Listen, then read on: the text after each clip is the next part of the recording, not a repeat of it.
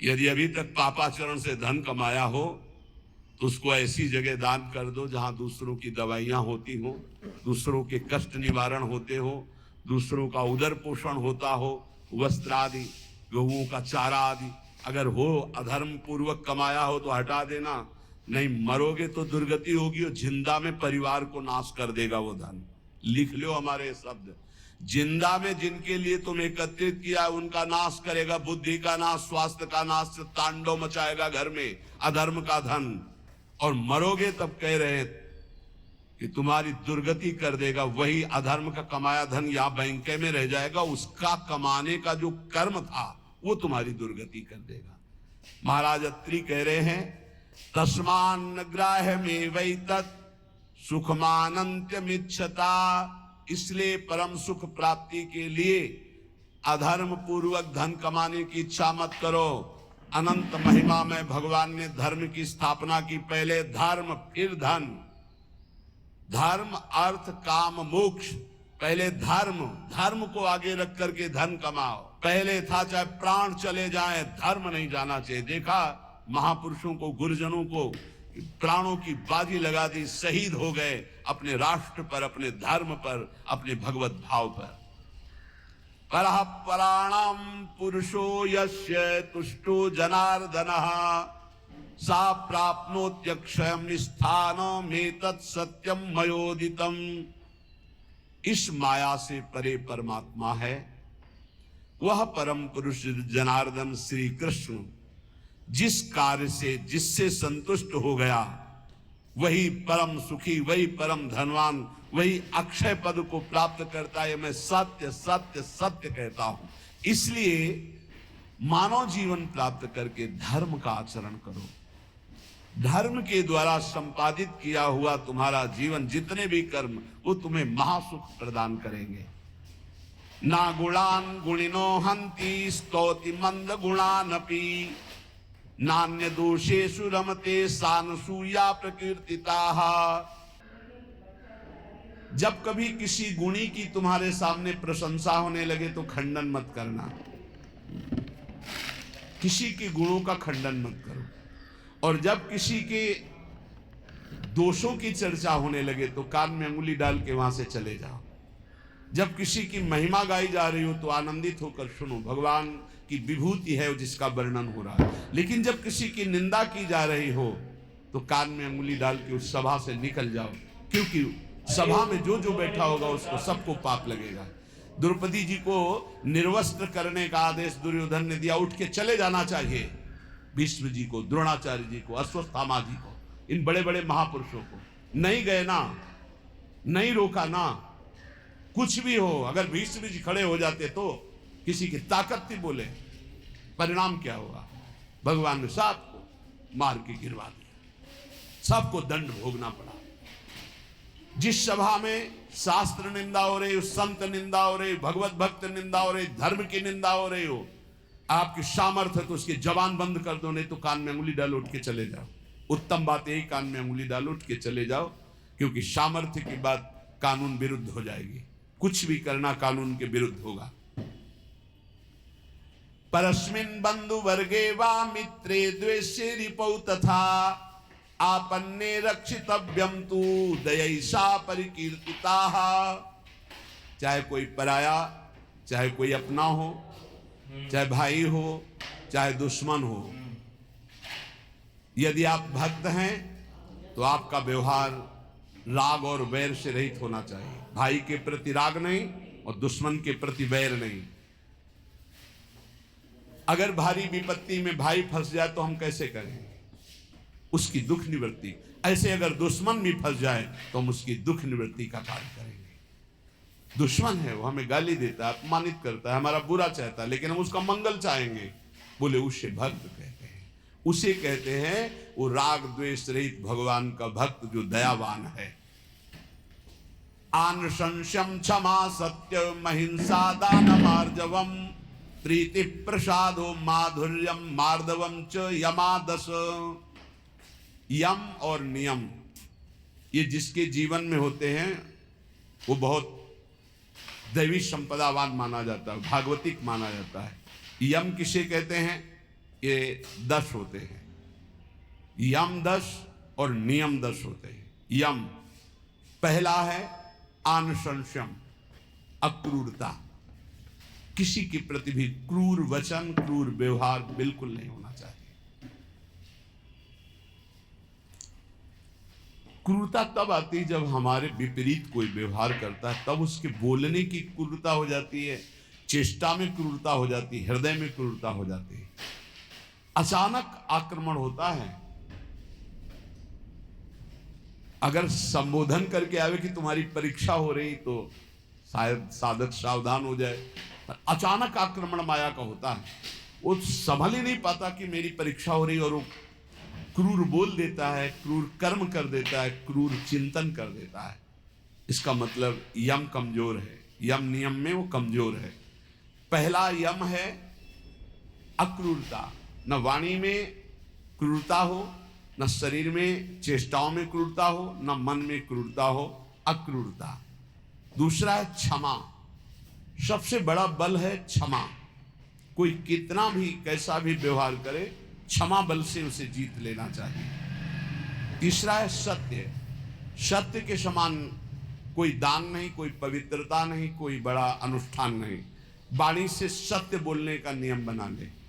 कलिकाल है, इतना झूठ का बोलबाला है, पूछो मत। झूठ है जो औरों से तो और जाने तो गुरु जी से झूठ।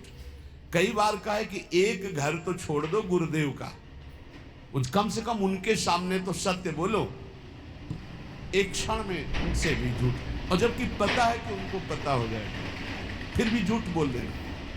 अरे भाई, फांसी थोड़ी लग जाएगी, डांट लग जाएगी, गुस्सा हो जाएंगे, पर हम सत्य बोल देंगे तो हमारा अपराध क्षमा हो जाएगा। सत्य एक जगह तो नियम ले लो, तो सब जगह धीरे धीरे फिर भाव मानी संख्या से सवाल हल हो जाएगा। एक जगह सत्य बोलना शुरू कर दो। वाणी में सत्य बोलना, ये यम का नियम। अक्रूरता, क्षमा और सत्य। हमारा जब वाणी में सत्य होगा तो आचरण भी सद आचरण होंगे, फिर हमारा विचार भी सद विचार होगा, और संग भी सदसंग होगा। यम अगला सत्य के बाद अहिंसा, किसी की भी हिंसा न करना, न मन से, न वचन से, न कर्म से। सत्यम, अहिंसा और दान। शोधन धन्य प्रथम गतिया की दान। बस दान का तात्पर्य इतना ही समझ लो, अहंकार रहित त्वदीयम वस्तु गोविंदम तुभ्यमेव समर्पये। हे प्रभु, आपके द्वारा दी हुई वस्तु, तो ये परिवार से थोड़ा, हमारे परिवार भर के लिए इतना प्रयोग हो गया, 10 रुपया बढ़े, बस ऐसा।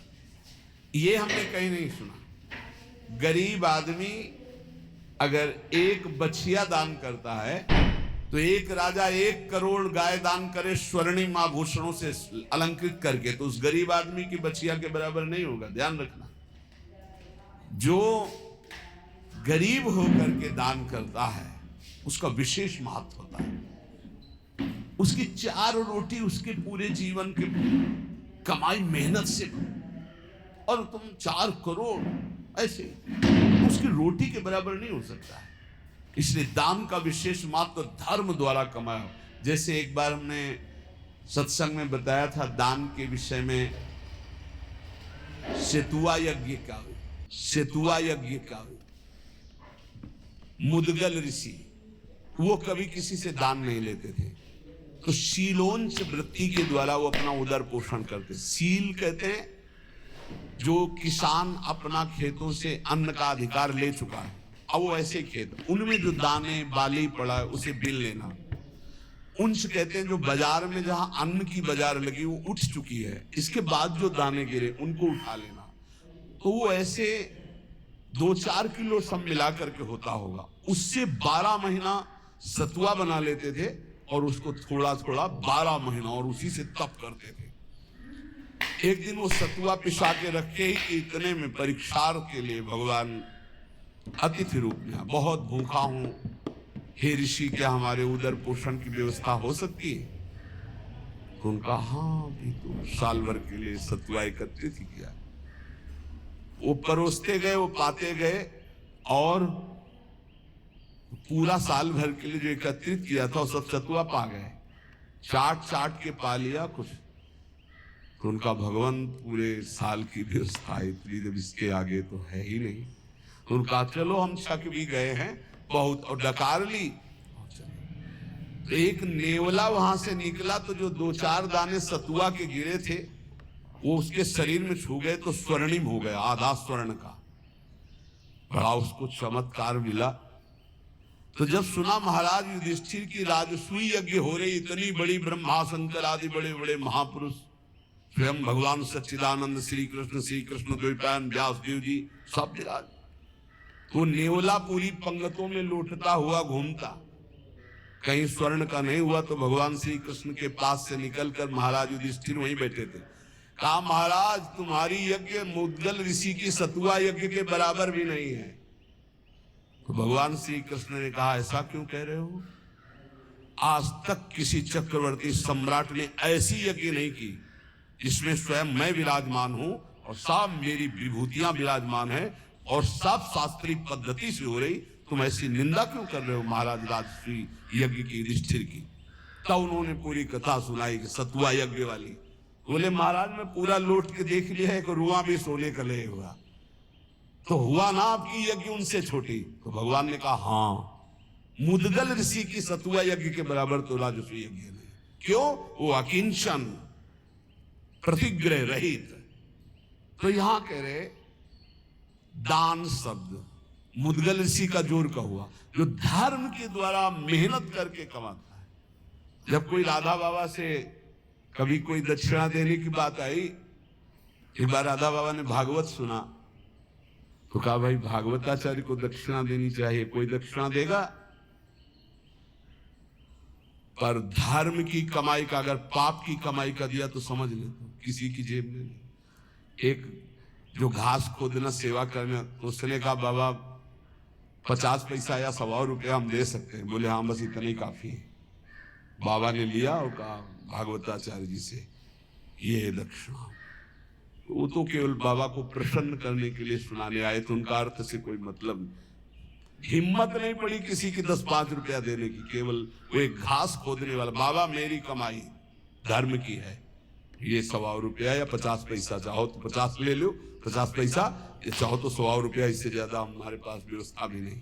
ये दान वही जो मेहनत के द्वारा किया हुआ। फिर दूसरे यम आगे नम्रता, नम्रता विद्या विनयम ददाति। आज पढ़ लिख करके उद्दंड बनते हैं, पढ़े लिखे।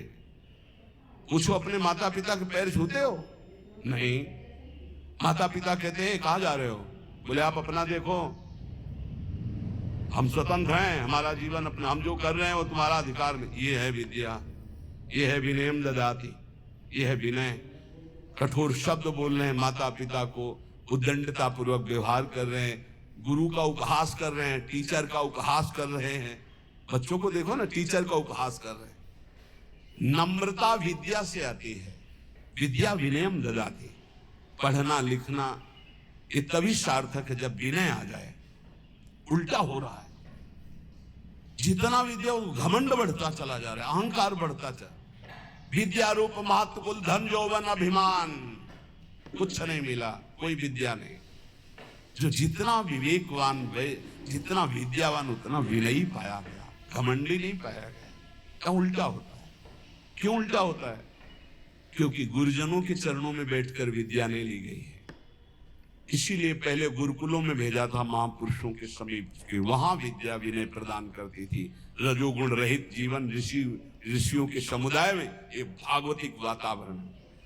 नम्रता, फिर है सबसे प्रीति, सब जीवन सुप्रीति रीत निभाता अपनी, सबसे प्रेम का व्यवहार, लेकिन निष्काम, किसी से कोई कामना नहीं।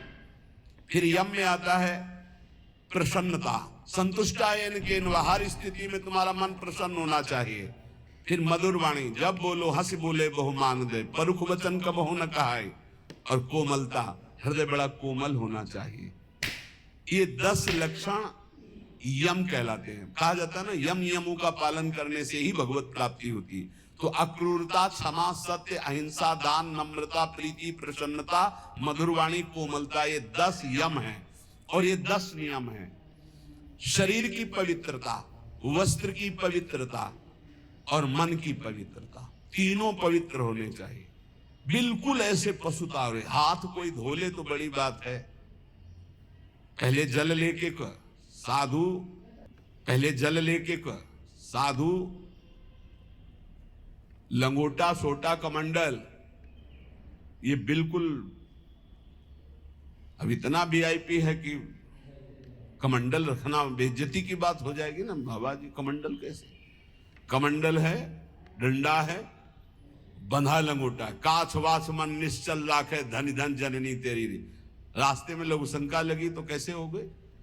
आचमन करना है, मूत्रेंद्री का प्रक्षालन करके, हस्त प्रक्षालन करके, आचमन करके, तप है पवित्रता का। ऐसा पूरा शुद्ध वातावरण, शरीर पवित्र, वस्त्र पवित्र, मन पवित्र।